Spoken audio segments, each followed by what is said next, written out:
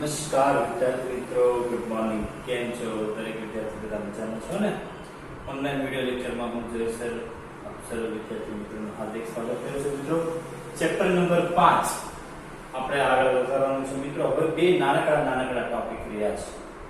એટલે આવતા વીકમાં ચેપ્ટર પૂરું થઈ અને આપણે નવું ચેપ્ટર નંબર 6 કાર્ય, ઉર્જા અને પાવર શરૂ કરીશું. મિત્રો, આપણે ઘર્ષણ બળ જે આ ચેપ્ટરનો મહત્વનો ટોપિક હતો એ આપણે ટોપિક પૂર્ણ કર્યો. હવે જે ટોપિક છે એ પહેલા મારે તમને એક નાનકડો એવો ટોપિક શીખવાડવો પડે એવો છે કે જે ચેપ્ટર નંબર 4 માં આવશે. એને કહેવાય નિયમિત વર્તુળમય ગતિ. મિત્રો, તમને ખબર છે કે જ્યારે આ બે રૂલ્સ કે જ્યારે કોઈ પદાર્થ ગતિમાં ન હોય ત્યારે સિગ્મા f બરોબર શું થાય? 0. અને જ્યારે કોઈ પદાર્થ ગતિમાં હોય ત્યારે f બરોબર માં. આ ક્યારે? કે જ્યારે સુરેખ પથ પર ગતિ હોય, એક પરિમાણમાં ગતિ હોય. જ્યારે ચેપ્ટર નંબર 4 છે ને એ દ્વિપરિમાણમાં ગતિની વાત કરે છે. હવે વર્તુળની ગતિ એટલે શું? તમારે બે પ્રકારની ગતિ ભણવાની છે. એક ચાક ગતિ ભણશું અને એક વર્તુળની ગતિ. ચાક ગતિ એટલે કે પંખો કરે ઈ ચાક ગતિ. સૂર્ય પૃથ્વી છે એ પોતાની ધરીની ફરતે ફરે ઈ ચાક ગતિ. અત્યારે આની વાત નથી કરવી વિશેષ. વર્તુળમય ગતિ એટલે શું? તો કે તમને કહું કે સૂર્ય છે, સૂર્યની ફરતે પૃથ્વી છે એ પરિભ્રમણ કરે છે, તો એ છે પૃથ્વીની સૂર્યની ફરતે ગતિ છે એને શું કહેવાય? વર્તુળમય ગતિ કહેવાય. મિત્રો, તમને બાઇક આવડતું છે, કાર આવડતી, સાયકલ આવડતી, તમે કોઈ બગીચાની ફરતે ફરો છો, ખાલી ગોળ ગોળ ગોળ ગોળ રાઉન્ડ મારો, તો શું કહેવાય? તો કે એને નિયમિત વર્તુળમય ગતિ કહેવાય. ચાક ગતિમાં વસ્તુનું સ્થાન છે એ ફરે નહીં, જ્યારે વર્તુળમય ગતિમાં છે એ વસ્તુનું સ્થાન ફરે. બરાબર છે? માની લો કે મિત્રો હું તમને વર્તુળમય ગતિ શીખવાડું. માની લો કે આ બોલ છે, બોલ છે એ આ રીતે ફરે છે. તો તમે વિચાર કરો કે આ બોલ છે એ જો મારા હાથમાં આ દોરીની આ ધરી છે, નર્વ્સ, એને અનુલક્ષીને જો બોલ છે એ ગોળ ગોળ ગોળ ગોળ ગોળ ગોળ ગોળ ગોળ ફરે છે, તો બોલ છે એ કે છટકીને વયો નથી જતો. સમજાણું? પરંતુ બોલનું સ્થાન છે એ ફરે છે. અમુક સમય અહીંયા હતો, થોડાક સમય પછી અહીંયા આવ્યો, થોડાક સમય પછી અહીંયા આવ્યો, થોડાક સમય પછી અહીંયા આવ્યો અને અહીંયા આવ્યો. આ રીતે એને વર્તુળમય ગતિ કરી. એટલે આ ગતિને શું કહેવાય? પદાર્થની વર્તુળમય ગતિ. પરંતુ આ પદાર્થની વર્તુળમય ગતિ થવા પાછળના કંઈક કારણ હશે ને? ગતિ થાય છે તો કે ગતિ શેને કારણે થાય? બળને કારણે. હવે ઈ પાછો આવી રીતે વર્તુળ જ કામ ગતિ કરે છે? કારણ કે આ એટલે આગળ તમારા હાથમાં છે, એને અનુલક્ષીને તે વર્તુળમય ગતિ કરે છે. તો એવું શું કામ? તો કે આ પદાર્થને છે ને ઈ મારી આંગળી તરફ, એટલે કે જે વર્તુળ બન્યું ને એના કેન્દ્ર તરફ કઈક આકર્ષણ બળ હોવું જોઈએ કે જેને કારણે જો એને અનુલક્ષીને વર્તુળની ગતિ કરે છે. આ બળને આ જે મારી આંગળી છે એટલે કે ઈ માની લો કે વર્તુળનું કેન્દ્ર છે, તો ઈ કેન્દ્ર તરફ આને કઈક આકર્ષણ બળ હોવું જોઈએ, એને કારણે જ આની ગતિ થાય છે. તો એ આકર્ષણ બળ કેટલું, એને શું કહેવાય? એની વાત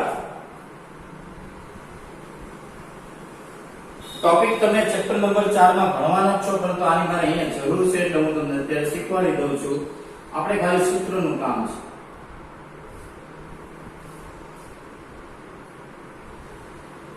માની લો કોઈ ઓબ્જેક્ટ, બરોબર, આ વર્તુળનું કેન્દ્ર, આ વર્તુળની ત્રિજ્યા. માની લો કે કોઈ પદાર્થ છે,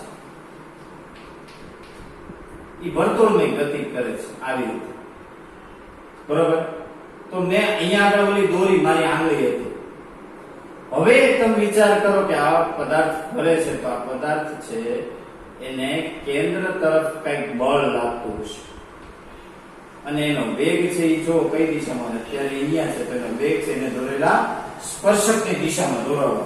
કોઈ પણ જો આ પદાર્થ વર્તુળમય ગતિ કરે છે તો તો આ પદાર્થનો વેગ આ સ્થાનેનો વેગ કયો કે એને દોરેલા સ્પર્શક ક્યાંથી પસાર થાય એની સપાટીમાંથી. અહીંયા આગળ આવે તો એનો વેગ છે આ દિશામાં, અહીંયા આવે તો એનો વેગ આ દિશામાં, અહીંયા આવે તો એનો વેગ એને દોરેલા સ્પર્શકની દિશામાં છે એ પદાર્થનો વેગ હશે. એટલે જ પદાર્થ છે આવી રીતે વર્તુળની ગતિ કરશે. જો આ મારું કેન્દ્ર, મારી બે આંગળી છે એ કેન્દ્ર, પદાર્થ અહીંયા હશે તો એનો વેગ ક્યાં, તો કે એને દોરેલા સ્પર્શકની દિશામાં. ત્યાંથી અહીંયા આવશે, અહીંયા આવશે, અહીંયા આવશે. તો ઈ પદાર્થ જ્યારે અહીંયા પહોંચશે ત્યારે એનો વેગ તો કે એને દોરેલા સ્પર્શકની દિશામાં. પદાર્થ જ્યારે અહીંયા પહોંચશે તો ત્યારે વેગ એનો એને દોરેલા સ્પર્શકની દિશામાં. અહીંયા પહોંચશે ત્યારે અહીંયા પહોંચશે ત્યારે બધા જ કેસમાં તમે મિત્રો એક વસ્તુ જોઈ લો, ઈ એનું સ્થાન નથી છોડતો. પદાર્થ છટકીને ક્યાંય ભયો નથી જતો. અહીંયા આગળ તમે જોવો તોય બળ એને ક્યાં લાગે છે? કેન્દ્ર તરફ. અહીંયા આગળ જોવો તોય કેન્દ્ર તરફ, અહીંયા આગળ જોવો તોય કેન્દ્ર તરફ, અહીંયા આગળ જોવો તોય કેન્દ્ર તરફ. તો આ બધા જ કેસમાં મિત્રો તમે વિચાર કરો, વેગનું મૂલ્ય કેવું રહ્યું? અચળ. અને દરેક કિસ્સામાં સમગ્ર વર્તુળમય ગતિ દરમિયાન કેન્દ્ર તરફ કંઈક આકર્ષી બળ લાગે છે.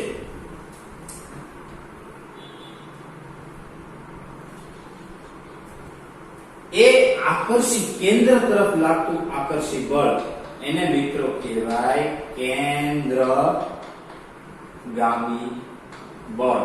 એની નિશાની છે ને F અને C. ઇંગ્લિશમાં એનું મસ્ત નામ છે સેન્ટ્રીપિટલ ફોર્સ. આખી ગતિ દરમિયાન તમે મિત્રો જુઓ, એના વેગ મૂલ્ય અચળ, દિશા ભલે બદલાય, સ્થાન ભલે બદલાય, પરંતુ વેગનું મૂલ્ય કેવું? અચળ. અહીંયા 5 મીટર પ્રતિ સેકન્ડ હોય તો અહીંયા કેટલો હોય? 5 જ હોય. અહીંયા કેટલો હોય? 5 જ હોય. અહીંયા કેટલો હોય? 5 જ હોય. આખી ગતિ દરમિયાન મિત્રો, સમગ્ર ગતિ દરમિયાન જ્યાં જોઈને એને કેન્દ્ર તરફ એક આકર્ષી બળ, એ આકર્ષી બળને કહેવાય કેન્દ્રગામી બળ. હવે એ કેન્દ્રગામી બળનું મૂલ્ય કેટલું? તો કે Fc બરોબર આપણે જાણીએ છીએ બળનું મૂલ્ય કેટલું? માં. તો જે કેન્દ્ર તરફ લાગે એ બળ એને કેન્દ્રગામી બળ કહેવાય. તો કેન્દ્ર તરફ કઈ પ્રવેગ હોય એને કેન્દ્રગામી પ્રવેગ કહેવાય. આ AC છે એ શું છે? કેન્દ્રગામી પ્રવેગ. અને યાદ રાખજો, હાલ પૂરતું યાદ રાખજો મિત્રો, આ કેન્દ્રગામી પ્રવેગનું મૂલ્ય AC બરોબર થાય v²/r. જ્યાં v પદાર્થનો વેગ, r વર્તુળમય પથની ત્રિજ્યા. r ને શું કહેવાય? વર્તુળમય પથની ત્રિજ્યા. તો મિત્રો આ મને સૂત્ર મળી ગયું, કેન્દ્રગામી બળ બરોબર mv²/r. એટલું યાદ રાખવાનું છે. આ તમે ચેપ્ટર નંબર 4 માં ભણવાના જ છો આખો ટોપિક, પરંતુ મારે ચેપ્ટર 5 માં ની જરૂર છે એટલે આટલું તમારી સમક્ષ મૂકવામાં આવ્યું. કેન્દ્રગામી બળ એટલે મિત્રો ખાસ યાદ રાખજો, કેન્દ્ર કોઈ પણ પદાર્થ છે એની સમગ્ર ગતિ દરમિયાન એની કેન્દ્ર તરફ લાગતું આકર્ષી બળ. કેવું બળ? આકર્ષી બળ. એટલે જો આ પદાર્થ જ્યારે અહીંયા હતો અને આ કેન્દ્ર હતું, સમજી લો બરોબર, ત્યાંથી અહીંયા આવ્યો, ત્યાંથી અહીંયા આવ્યો, ત્યાંથી નીચે આવ્યો, સમગ્ર ગતિ દરમિયાન તમે વિચાર કરો કે એને કેન્દ્ર તરફ આ બોલ છે એનો વેગ અહીંયા સ્પર્શકની દિશામાં, અહીંયા સ્પર્શકની દિશામાં, અહીંયા સ્પર્શકની દિશામાં, અહીંયા સમગ્ર ગતિ દરમિયાન એનો વેગ બળ છે એ કઈ તરફ ગયો? કેન્દ્ર તરફ ગયો. ઈ કેન્દ્ર તરફના બળને કેન્દ્રગામી બળ અને પ્રવેગ કહેવાય કેન્દ્રગામી પ્રવેગ.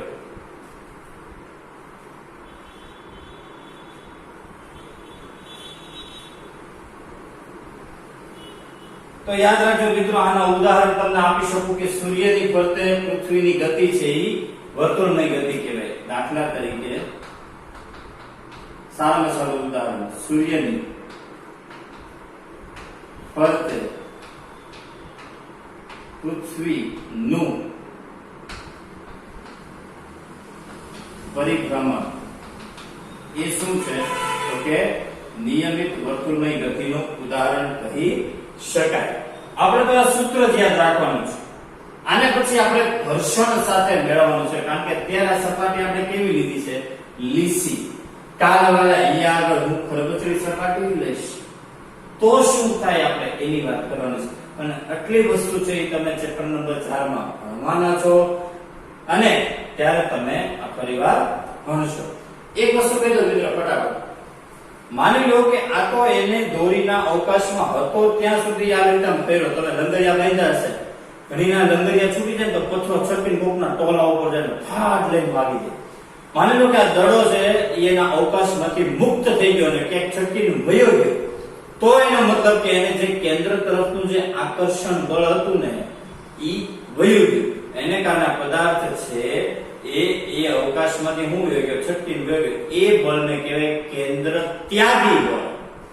જ્યાં સુધી બંધાયેલો છે ત્યાં સુધી કેન્દ્રગામી બળ. એકવાર આના અવકાશમાંથી વયો ગયો એને કહેવાય કેન્દ્ર ત્યાગી બળ.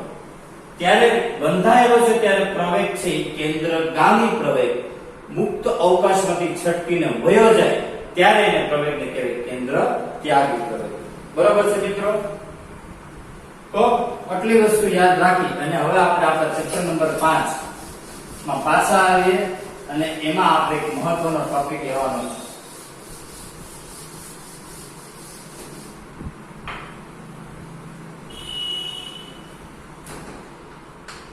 સૂત્ર યાદ રાખજો, નિયમિત વર્તુળમય ગતિ કેન્દ્રગામી બળ એની દિશાની છે FC. સૂત્ર હું FC બરોબર MAC અને FC બરોબર mv²/r. જ્યાં AC ને શું કહેવાય? એર કન્ડિશન નહીં હો, કેન્દ્રગામી પ્રવેગ. બરાબર છે? ઓકે, ચાલો હવે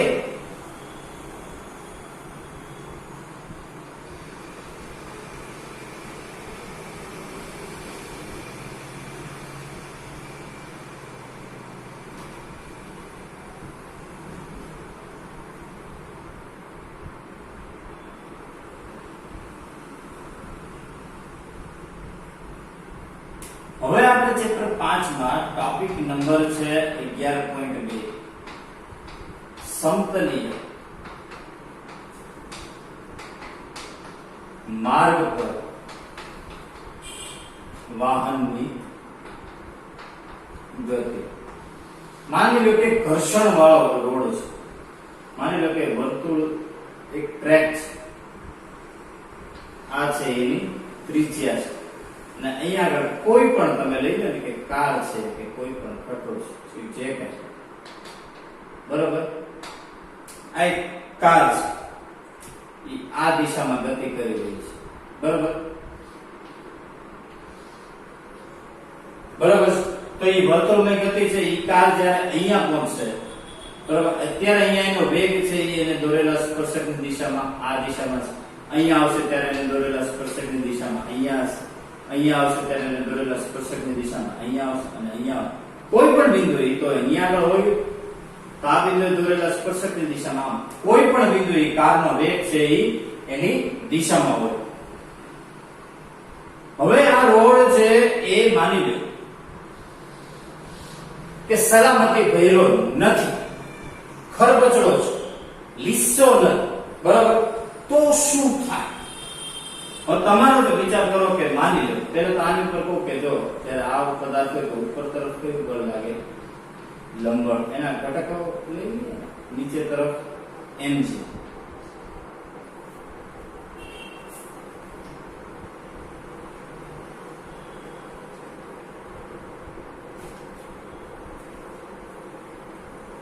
મિત્રો તમે ક્યારે મેળામાં તમે ક્યારેક પેલા ચકડામાં બેઠા હશો,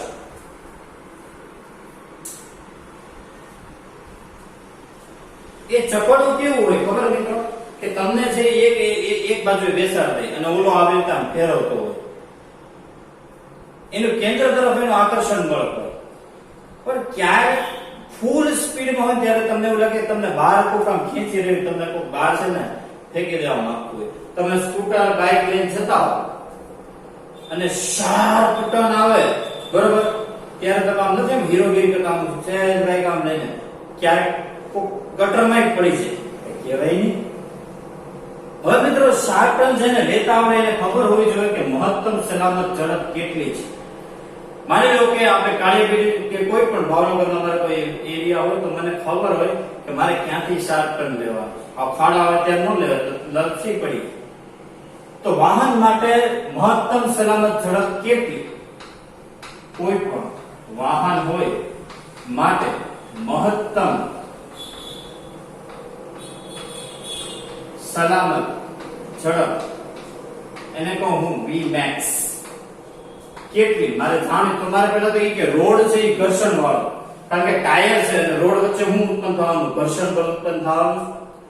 હવે એ પદાર્થને ફરવું છે બરોબર, જ્યારે એને શાર્પ ટર્ન લેવાનો હશે ત્યારે મિત્રો આપણે વિચાર કરવો પડશે કે આ જે ટ્રેક છે મિત્રો એ ટ્રેક ઉપર જો બળ છે ને બહાર તરફ લઈ જતું હોય ને તો એની ઉપર આ જે લાગતું બળ છે એ ઘર્ષણ બળ, એટલે કે ઘર્ષણ બળનું મૂલ્ય મેક્સિમમ હોવું પડે કોના કરતા? બાહ્ય બળ અથવા એના જેટલું હોવું જોઈએ. કે મારે શાર્પ ટર્ન લેવો છે તો શાર્પ ટર્ન લઈશ તો ઘર્ષણ મને કેટલું મળવું જોઈએ કે મને ઈ બહાર તરફ ખેંચી રાખને. જો એના કરતા ઘર્ષણ બળ વધી ગયું તો ભાઈ ગટરમાં પડી જવા. શાર્પ ટર્ન લેવો છે એટલે ઘર્ષણ બળ મને એટલું જ મળવું જોઈએ જેટલું હું એને મને બહાર તરફ ખેંચી શકે. તો મિત્રો વિચાર કરો કે આ Fs છે એટલે ઘર્ષણાંક, તો µs ઇન્ટુ શું થાય n greater than or equal to આ બળ કયું? કેન્દ્રગામી બળ, બહાર તરફ કેન્દ્ર તરફ ધકેલી રાખવું એ કેટલું હોય? mv² upon r. अब तो बच्चा जानता है लंबबल એટલે µs, लंबबल એટલે mg greater than or equal to mv² upon r. m ગયા. તો શું આવ્યું મિત્રો જો કે v² upon r less than or equal to અહીંયા આવ્યું µs into g. તો v² r ને અહીંયા ગુણો µs into r into g માટે v શું આવ્યું? વર્ગમૂળમાં µs r into g. અત્યારે એમ કહું કે મહત્તમ સલામત ઝડપ છે એ મને આટલી મળે Vmax. માની લો કે મારે શોધવું હોય કે મારે કાળિયાપીડનો એરિયા છે એમાંથી મારે વળવું છે, તો મારી પાસે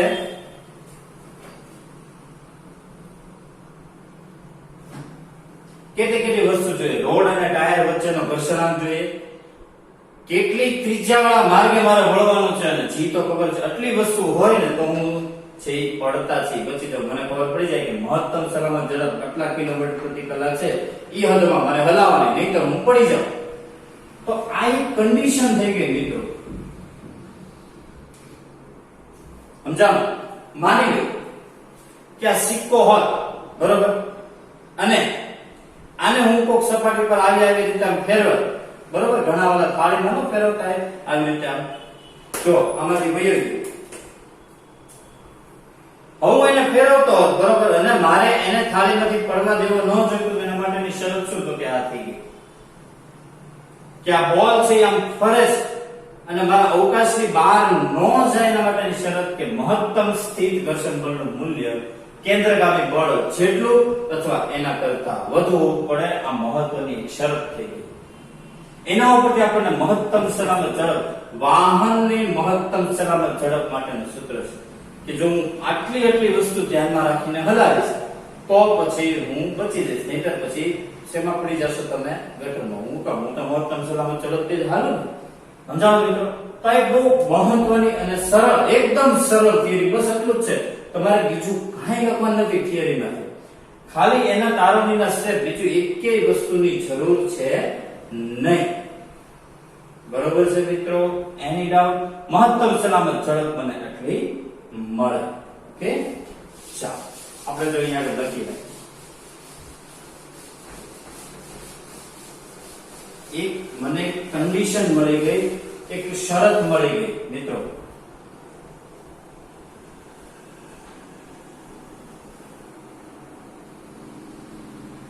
કે મહત્તમ સલામતી માટે વિચાર કરો, ઘર્ષણ બળ, સ્થિત ઘર્ષણ બળનું મૂલ્ય કેન્દ્રગામી બળ જેટલું અથવા એના કરતા વધારે હોવું પડે. બરોબર છે? અને આથી જ મને મહત્તમ સલામત ઝડપનું સૂત્ર શું મળ્યું? μs r g. મને આટલી વસ્તુ ખબર હોય તો કોઈ પણ વાહન માટે હું મહત્તમ સલામત ઝડપ શોધી શકું. એ પછી ભલે ખટરો હોય કે કાર હોય કે સ્કૂટર હોય કે સાયકલ હોય કે હાલતા હોય.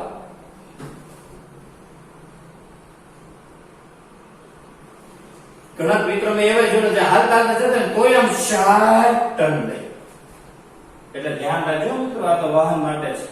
આપણને કેટલી વસ્તુ, રોડ અને ટાયર વચ્ચેનો ઈ એરિયાનો ઘર્ષણાંકની જરૂર પડે, વર્તુળ પથની ત્રિજ્યા અને જી. બરોબર છે?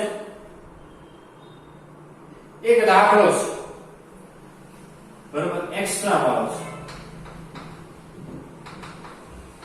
બરોબર, તમે આ નોંધી લેજો કે 100 મીટર ત્રિજ્યા વાળો સમતલીય વક્ર માર્ગ છે. એટલે ઈ શું આપ્યું કહેવાય? r. વક્રમાર્ગનો ઘર્ષણાંક એટલે કે μs છે 0.25 આપ્યો છે. અને 500 kg ની કાર, 500 kg ની કાર માટે Vmax નું મૂલ્ય કેટલું? તો કઈ નહીં, Vmax નું સૂત્ર છે μs r g. μs કેટલા? 0.25. r કેટલા? 100. g કેટલા? 10. 25 ગુણ્યા 100 એટલે 100 નીકળી ગયા. 25 દામ 250. એટલે ચેક કરો, 5 નું વર્ગમૂળ 25 નું વર્ગમૂળ 5, 10 નું વર્ગમૂળ √10. આ કરશો એટલે તમને કઈક મીટર પ્રતિ સેકન્ડ છે મહત્તમ સલામત ઝડપ મળશે. બરાબર છે? અહીંયા દાખલો પૂરો. મિત્રો એક વસ્તુ મારા મગજમાં આવી. માની લો 500 kg ને બદલે 600 kg વાળી કાર વાપરી હોય તો Vmax માં શું ફરક પડે? વધત ને, કારણ કે દળ વધ્યું તો કાંઈ ફેર ન પડે. મિત્રો અહીંયા જુઓ, મહત્તમ સલામત ઝડપ છે એ દળથી કેવી છે? સ્વતંત્ર છે. એને દળ સાથે કાંઈ લેવા દેવા નથી. દળથી સ્વતંત્ર છે. 500 600 હું 1000 kg નો ખટરો લઈ આવો, એને કાંઈ ફેર પડે નહીં. સમજાવો? એક વસ્તુ યાદ રાખજો, મહત્તમ સલામત ઝડપ દળથી સ્વતંત્ર છે, દળ ઉપર આધારિત નથી.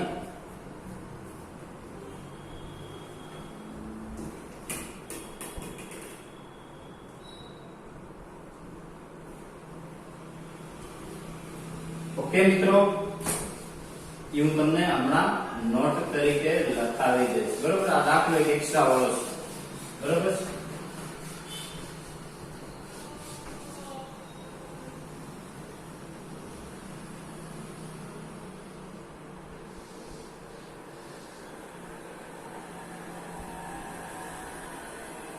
આપણે એક્સ્ટ્રા નોંધ તરીકે નોંધાઈ લઈશું કે મહત્તમ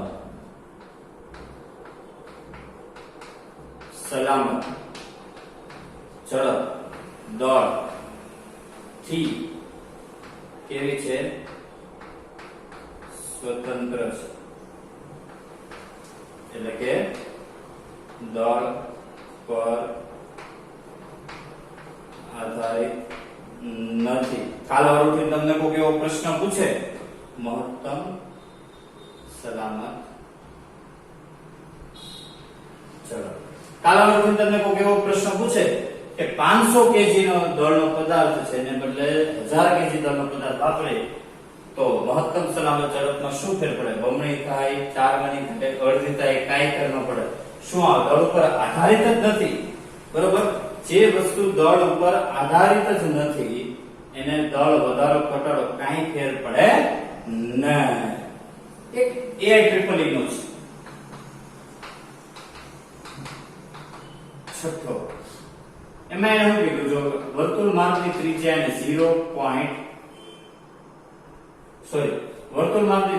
150 મીટર આપ્યું, ઘર્ષણાંક એને 0.6 આપ્યો,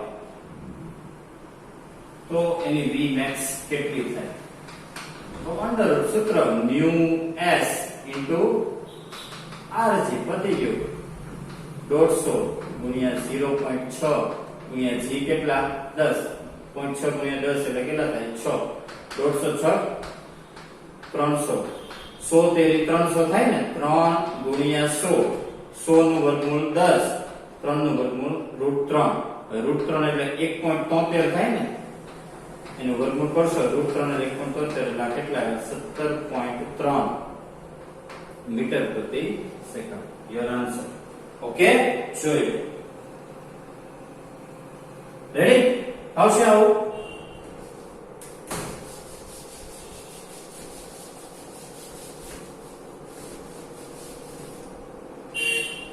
એકદમ સરળ થિયરી છે.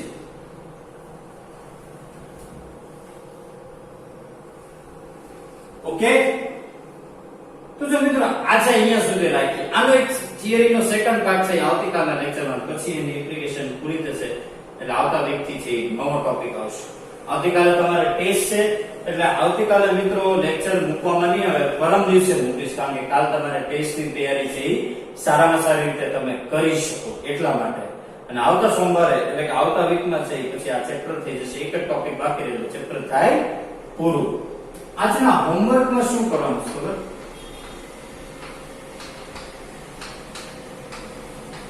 એ તમને નોંધી લો.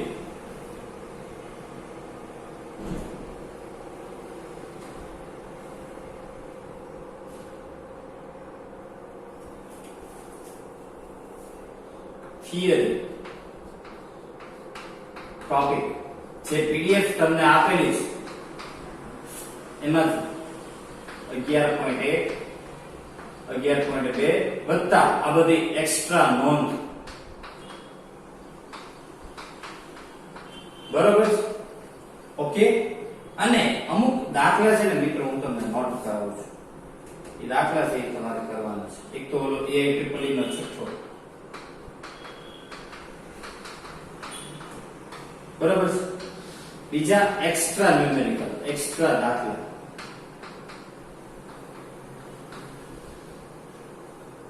પહેલો અહીંયા હું તમને ડાયરેક્ટ કિંમત જ આપું છું. μs છે 0.4, r છે 100 મીટર, Vmax ગોતો. Vmax આપી દો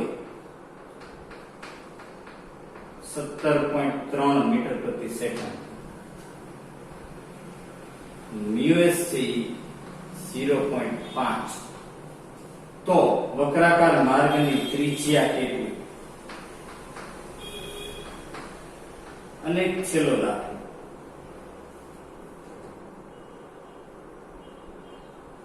એક પદાર્થ નું દળ 4 ગણું કરતા મહત્તમ સલામત ઝડપ Vmax બરોબર ખાલી જગ્યા થાય બરોબર, તમારી ખાલી જગ્યા પૂરવાની છે. જે થતી હોય 4 ગણી થાય, બમણી થાય, ચોથા ભાગની થાય, તમારો જે આન્સર હોય આ બધી નોંધ લખવાની, આ એક્સ્ટ્રા દાખલા લખવાના, આટલું હોમવર્ક છે એ કરવાનું છે.